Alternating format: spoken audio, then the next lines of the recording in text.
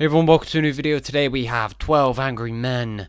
I have seen this film, but I'm here back with Kane, who has not seen the film. So Kane, do you want to say what you already know about 12 Angry Men? I know that 12 Angry Men is a film from 1957 with an average rating on this website of 8.53. It was released on... Okay, so that's all you know. But I'm very excited for it because I like dialogue-driven films, and I know it's a very dialogue-heavy film. I like one-location dramas. I've not really seen a bad one yet, and this is also one of those. And it's also Easter, so happy Easter for when you're watching this. I'm drinking coffee out of a little bunny mug.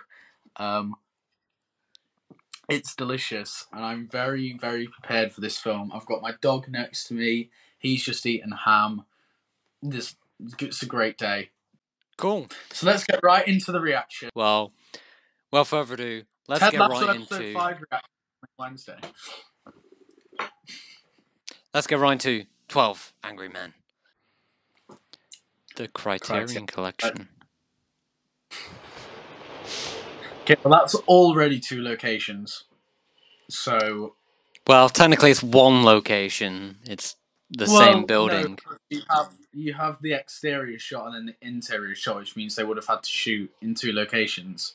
Well, you don't know that. 1957.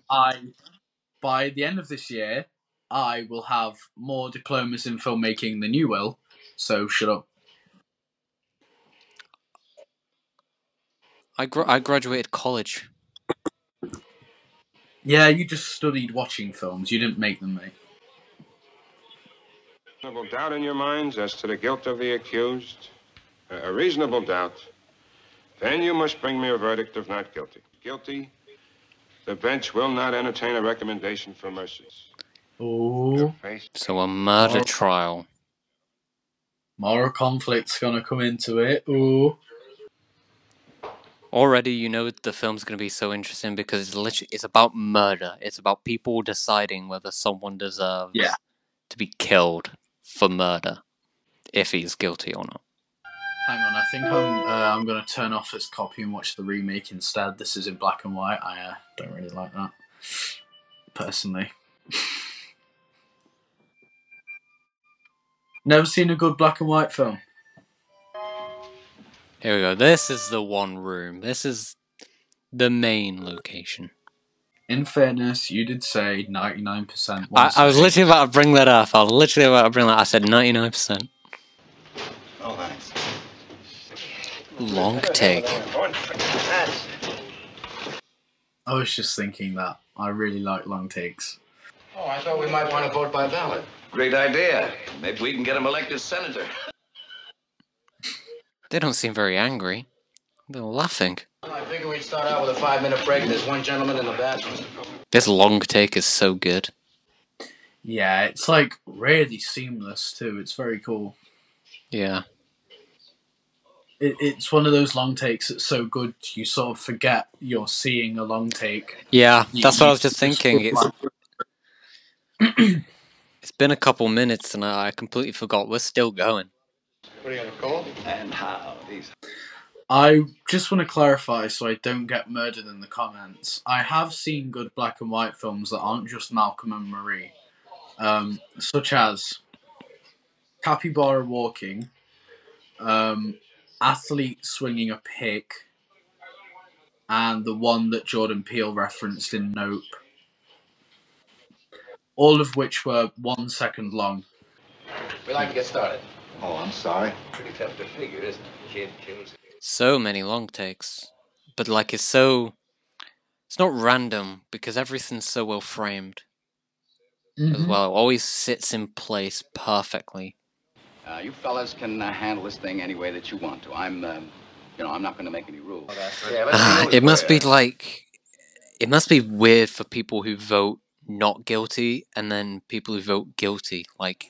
Just that automatic you think he's a murderer? You think he's not a murderer. It's such drastically different views. Yeah. 1, 2, 3, 4. Oh. Okay, that's 11. Guilty. Oh boy. Well, that's old enough. He stabbed his own father 4 inches into the chest. Then what do you want? What do you think, Kane? I didn't hear the court case, so That's fine. That's fine. But what do you think, movie terms? Do you think the film would go in the direction of him actually being guilty, or? I think from a story standpoint, it's probably more interesting if he did do it and there's still the one person saying no. I feel like personally that would be the more interesting story. Let's take an hour. Ball game doesn't start till 8 o'clock. This kid's been kicked around all of his life. You know, born in a slum, mother dead since he was 9. He's had a pretty miserable 18 years. I just think we owe him a few words, that's all. Only an ignorant man can believe that. Listen. Do you think you were born? The product I work on at the agency. Well, it was just a quick... Also, you notice how the dialogue's so good that these people are still acting like people act today, but in Citizen Kane, people talk like they talk from the 50s, 40s, but this film actually feels real, like we're actually listening to people right now. Entered the door, opened it up, saw the kid running down the stairs and out of the house. Facts, the kid is guilty. I'm just as sentimental as the next fella. She sees the kid stick the knife into his father, and she swore she saw him You can do tell it. he's just observing everything. He's trying to take in all the information, because he kind of seems like the smartest man in the room right now. The kid's apartment. That was very powerful. I can't see 2 slaps in the face provoking him into committing murder. Kids, the way they are now. It's also really cool that this is the 50s and they're talking about how it's bad to hit kids. At this time, literally in schools, they would hit kids. So it's like... it's already quite progressive. I think Yeah. that's really interesting. I said I'm going to make a man out of you if I have to break you in 2 trying. This boy, let's say he's the product of a broken home and a filthy neighborhood. I also like how different every single one of these characters are. They're all very unique and they all stand out as different people. Boy, I don't care what you do. Yeah, I mean, we've literally just had a one take then, and it ended with a close-up on a character's face, so it's so well planned. Putting myself in the kid's place. I'd have asked for another lawyer, I think. Just to shreds, or at least try to. It's very well, I suppose Reservoir Dogs is very this, but I feel like I've seen the trial through the dialogue, and I haven't. Bit like how you'd never really see the robbery in Reservoir Dogs. Yeah. You almost know how it happens. I'm already getting that from this. Oh, come on. Nobody can know a thing like that. This isn't an exact science. Exactly, exactly. The knife and the way it was bought is pretty strong evidence, don't you think? Switchblade knives. It's cool because the dialogue is showing very, very well that even the people that voted that he was guilty are still on the fence. Yeah. For about an hour, leaving them Yeah, at and I like how the 9:45. characters in the frame as well aren't just NPCs, they also contribute to everything. Ultimately, if you're in the frame, you need to contribute in one way or another. No one in the house saw him go out at 11:30. No one at the theater identified him. He couldn't even remember the names of the pictures he saw. Trying to tell me that this knife really fell through a hole in the boy's pocket. It's a very unusual knife. Oh, that was cool. Little pawn shop just 2 blocks from the boy's house. Cost $6. Oh, that's so cool. That's right, I broke the law. Okay, I feel like him looking into the camera was actually intentional there, and that was Yeah. very, very cool. He's almost trying to convince us his point too. Yeah, he's Really? looking at us thinking, what do you think? With anything. Somebody saw the kid stab his father. What more do we need? Well, what about it? You're the only... Oh man, this has already been on for over half an hour. Yep. That has gone so quick. Yeah, it's really good pacing. It's just 'cause it's the script. It's the script and how fluid the camera is. Vote by secret written ballot. That's what they should have done, because I feel like if everyone's sticking the hand up, you kind of want to do the same thing. You do it secretly. It's like Logan staying in the room in Succession. You're too scared to make your own choice. Yeah, exactly. Guilty. So good. You sit here, vote guilty like the rest of us, then some golden-voiced preacher starts tearing your poor heart out. He didn't change his vote. Oh. Nice, huh?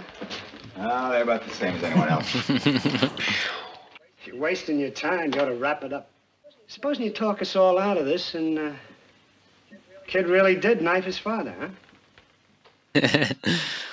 It's so, like, you never think about this kind of stuff. It's like, what if all the people say, yes, he's guilty and he didn't do it? What if they all say, no, he couldn't have, impossible? But he does do it. It's crazy how it's just people who didn't see anything take all the evidence and they decide someone's entire life. And the fact that it's still a pretty commonplace thing too. Yeah. The last 2 cars. She remembered the most insignificant details. I don't see how you can argue with that. Anybody any idea how long it takes an elevator train going at medium speed to pass a given point? When the window is open and the train goes by, the noise is almost unbearable. You can hardly hear you. 1 second later, right? That's right. Second. The woman across the street swore positively she looked out of the window a full 10 seconds before the body hit the floor. Past his nose, it's not possible he could have. I was trying not to say anything there, but it's like we can't really say anything. It's just so gripping. Yeah. Who's never had recognition or his name in the newspapers. Nobody seeks his advice after 75 years. Listen to be quoted just once. How many times have all of us used it? Probably thousands. I could kill you for that, darling. Junior, you do that once more and I'm gonna kill you. The kid said he was going to kill him, and he did kill him. Let me ask you this. Do you really think the boy'd shout out a thing like that so the whole neighborhood could hear it? We don't even speak good English. He doesn't even speak good English.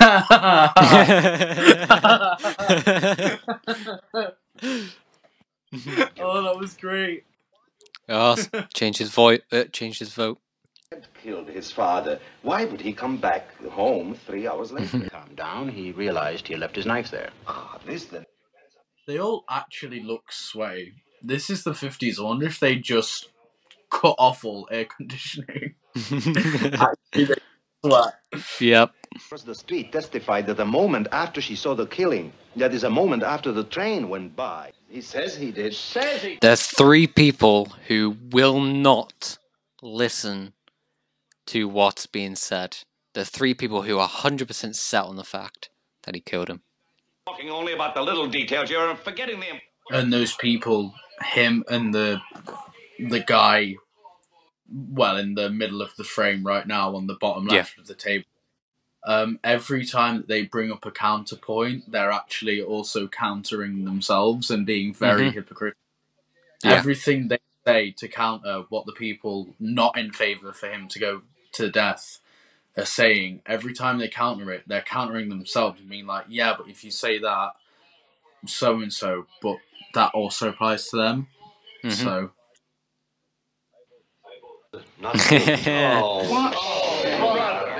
Mr. Foreman, I'd like to see a diagram of... He's an architect.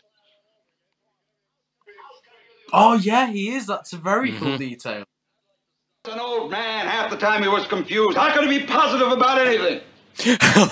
But he just... Oh, God. Such a good moment. Oh, and his face dropping as he says it. Yeah. took place. The old man's apartment was directly beneath and exactly the same. Oh, and another slow push in. Scene. What do you waste everybody's time in here for? Right. What's the time? Exactly 41 seconds. Just what I think happened. His father a few hours earlier. Look at how everyone's in the frame. Assume. Except him. Slip through our fingers. Are you his executioner? I'm one of them. That's a good line. Kill him all. He's saying it! Oh! Oh, man! That's twice it's happened. Oh, so good. Maybe we should take another vote. Call out our vote, you know. Let's. This could also very, very much be a reach, and it probably is, but I feel like them getting hotter and sweatier and like all the sweat stains on their shirts coming out, I wonder if that's intentional to like represent their real personalities coming out. Yeah, as the because cake gets more traveled. yeah, because you're cool, you feel nice, you're comfortable. You're comfortable in your decision. You start sweating. You start to really get thinking And about stuff. they keep physically taking layers of their Yeah. outfits off as well. The vote is now 6. Oh! Well, how'd you figure that out, killer? Again, Juror 8 is just listening to what people have to say. Even now, Yeah. he's a listener and he takes in everything. Honestly, another thing, one about my favorite parts about this film is that, I still like films back in the 50s. Like, Alfred Hitchcock, I pretty much like everything I've seen from him. But the acting isn't fantastic. It's decent, but the acting in this is fantastic. Yeah, obviously, the more commonplace form of entertainment, especially back then, would have been the theatre and plays. And I've found with most of the older films I've watched, it feels like theatre performers trying to perform in front of a camera and not doing it well because they're still projecting their voice and they're still feeling like they're reading scripture or plays. But with this, it actually feels like... Hey, huh? He's going to change his vote. Let's take it inside. You still don't think there's room for reasonable doubt? No, I don't. After the boy claimed he'd been at the movies during the hours that the killing took place, couldn't remember the names of the movies or the stars who appeared in them. Do you think you could remember details under those circumstances? The night of the bridge tournament, I played bridge. Monday night? When you get down to New Year's Eve, 1954. Second feature. I saw that. It's called The Amazing Mrs. Baker. Who else? I'd never heard of him before. And you weren't under an emotional stress, were you? Tall. His father was 6'2". That's a difference of 7 inches. Okay. It's about right, maybe a little more. Okay, a little more. What's it all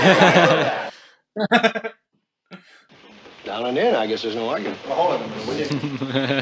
Give me that. Try to forget those things. How to use a switchblade? Well, I keep forgetting to react. I'm so invested in it. Yeah, same. Like, but really there's not much to say right now. I don't believe it. I don't think you can determine what type of wound the boy might or might not have made. You have sat here and voted guilty with everyone else because there are some baseball tickets. You are convinced the man is not guilty, not because you've had enough. Not guilty. Why? Vote call for him. I guess the quickest way is to show. And because it is 12 people with 12 different experiences and 12 different types of field for jobs, it's naturally one of these people are gonna... He was one of the more adamant ones as well. Look, you know how these people lie? It's born in them. It's also progressive with how it challenges this guy's xenophobia as well. I mean, what's happening in here? Fuck yeah, that is such a cool moment. Again, so progressive for 1957. They literally Twitter turned was their backs around- on him. Yeah. If Twitter was around in 1957, this film would be so controversial on there. It would genuinely be being called woke. And now he's sat on a table on his own. Yeah. Oh, which is really great juxtaposition because he was just isolating a group. Oh! Away from him, Man! and then he... All right, I'm changing my vote. Over it again. The boy in the gray flannel suit. Well, if it's any of your business, I was rubbing it because it bothers me a little. Oh, I'm sorry. The woman who testified that she saw the killing had those same marks on the sides of her nose. No glasses. But women do that. Glasses? Did you ever see a woman who had to wear glasses and didn't want to because she thinks they spoil her looks? Do you wear glasses when you go to bed? No, I don't. If a person 60 feet It's so hard to make a reaction to the film like this. How am I so invested in a group of men at a table arguing about whether glasses matter or not? Yeah. How is that a thing? I'm convinced. Not guilty. And now it's flipped. Now the whole film's flipped. Said we could The throw out funny all thing the is, he was provoking the one at the start of the film to try, because it was so impossible to change his mind, and he's done it to everyone but him. Yeah. The old man who lived there and heard everything. What's the difference how many seconds it was? You can take all the time, hobble around the room, but you can't prove it. This business with the glasses? How do you know she didn't have... Such a good monologue. Say something. Let's have a vote. Rotten kids, you work your life out. Not guilty. Toxic masculinity has been... Oh! Oh! Oh, man! So fucking good! Oh, God. This whole time he's been shouting, he's been screaming, he's been toxic. And he says not guilty with tears.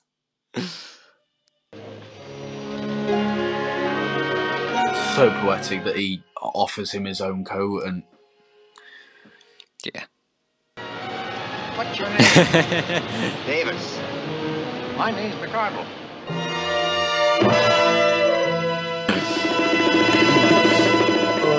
That the end is so 50s. So there we go, there is 12 Angry Men. Kane, what did you think? I said I was ready, but how do I put that into words? I'll say it as bluntly as I can. I think that is at the very least in my top 10 films ever. Oh! If not higher, if not top 5. I feel like I'd have to watch it again in the future for me to confidently say top 5. Mm-hmm. But during the last 20 minutes or so of that, I was very heavily considering swapping out Before Midnight in my letterbox top 4 with that, but I don't think I can, because I've known Before Midnight longer and I've seen it more times. Yeah, I But suppose you've that got to was sit on it as well. so- yeah, so perfect. Oh, I could watch another 30 one-star 1940s, 1950s films, and I would never be able to shit on them again because I've seen this. I cannot say a single bad thing about that era of cinema ever again because of how good 12 Angry Men is. Jesus. Oh, I really think it's been a long time since a film has left me that speechless and impacted me that much. I really didn't expect that. Before we started recording, I was saying I was terrified I would not like this film. Yeah. I have had such a poor experience with classic films that come out before the 80s that I just haven't liked. You know, one of, if not my most controversial opinion ever, is that I cannot stand Citizen Kane. I despise it with all my heart. I hate it so much. It has a few full camera angles. That does not make a good film. I'm sorry. Maybe it did in 1942, but it does not now. So there was part of me that was genuinely terrified that I'd just not like it, that I wouldn't enjoy it. Did not. I from what I'd heard, I was like, it probably has good acting and a great script. Will I enjoy it? Maybe, maybe not. Mm-hmm. I didn't expect it, for one, to be so well shot and so well written. Like, there is not a single issue with how it's shot, how it's written. Like, that screenplay is flawless. If that is probably the most perfect screenplay anyone could ever write. Edited really well. There's care put into the framing, the shot selection that's used in the edit. It's lit really well. The blocking is really important. Like we pointed out, when the xenophobe was excluded from the rest of the group after excluding a whole minority of people, you know, every time, like you said, that there's someone in the shot, they matter. They're not just there to fill up negative space. They are reacting actively. The performances are top notch. Already forgot the actor's name, even though I waited afterwards to see what his name was. But the guy who played Davis, or juror number 8, or whatever number he was, Henry Fonda. Henry Fonda, that's it. Absolutely phenomenal performance. I joked about it about halfway through, but unironically, one of my favourite characters, not just in film, but in media. That really blew me away. And that a lot of that is due to his performance, but also the screenplay. I think it was something J. Cobb, who played the dickhead, who broke down at the end.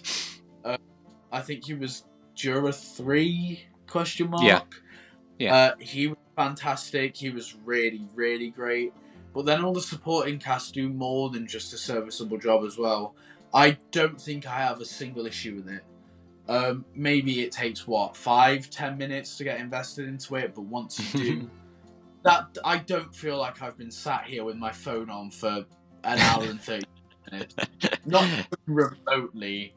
Like, that flew by. And for something that is just constant talking and bickering, to fly by that quickly is insane. I've been in the cinema for 4.5 hours today watching films. And I came home and I made food and I had a 40-minute break from watching films, and then I put this straight on. I feel refreshed. I somehow watched that amount of time of films, then came home and then watched another hour and a half of it. And I feel refreshed. I feel different. And that is such a huge statement to make. And that's not to detract from the other films. They were very entertaining and they were very good. I'd argue both were well-made films. I will stand by that. And most people agree. It was Dungeons and Dragons and Mario. Both have very, very good reviews at the minute. Especially Dungeons and Dragons. But coming home and watching this after that, it's like films like this should still be as big in cinemas as they used to be, because they still come out and they still come out so often. They aren't like box office hits, but when this came out, I imagine it was, and seeing this, I would kill to watch that in a cinema. Watching that in a cinema would change the trajectory of my life if I'd watched that when I was younger in a cinema screen. Do you want to know how much it made? How much? So the budget was $350,000, which obviously is, it's good. Worldwide gross, $955. Jesus Christ, really? And obviously that was still a little bit, but ultimately, the budget was $350,000. It got 955. Okay, well, ignore everything I just said. That doesn't matter. But it's like Shawshank Redemption. That's the highest rated film on IMDb. That flopped hard. So I wish things were different. Films like that should earn more than Avengers Endgame. That goes without saying. Films like that should earn a hell of a lot more than Avatar. A hell of a lot more than Avatar. Fuck that film. But God bless this film. I'm going to be thinking about it. I'm going to be thinking about this film for so long. How am I meant to, in 6 months' time, go and watch Five Nights at Freddy's in the cinema? Unironically, give it 5 stars after giving this 5 stars. Oh, this is Peyton Reed level directing. This is Jeff. He's joking, by the way. He's joking, by the way. Oh, that was so good. That was so good. Oh. I was reacting so heavily to a dialogue-driven film that my dog ran up to me. He woke up from slumber and ran up to me. I joked before we hit record that my biggest reaction during a film so dialogue-driven would be like... And then I was literally sat there like... towards the end, completely unironically, not remotely exaggerated. Oh... I've just come across... What do you think of this film?